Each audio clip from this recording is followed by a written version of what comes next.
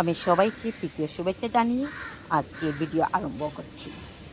এই যে আশ্রমটি দেখতে পাইতেছেন, এই আশ্রমটি হলো ভারত সেবা আশ্রম সংঘ। ভারতের প্রতিটি রাজ্যে প্রণবানন্দ মহারাজজি ভারত সেবাশ্রম সংঘ প্রতিষ্ঠা করে রেখেছেন বাঙালিদের, বিশেষ করে বাঙালিদের সুবিধার্থে। তো ভারত সেবাশ্রমের 10টি সংঘবাণী বলছি।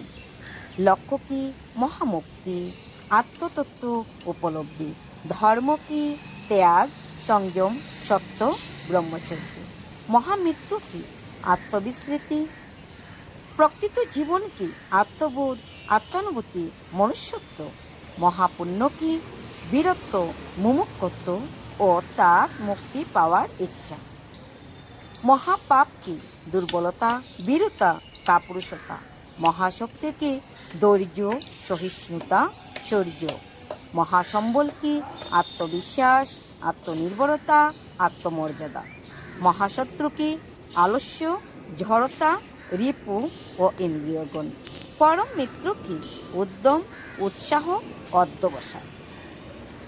তো সবাইকে জানাইতেছি, এই যে ভারত সেবাশ্রম সংঘ রহিয়াছে আমাদের ভারতের প্রতিটি রাজ্যে বর্তমান রয়েছে।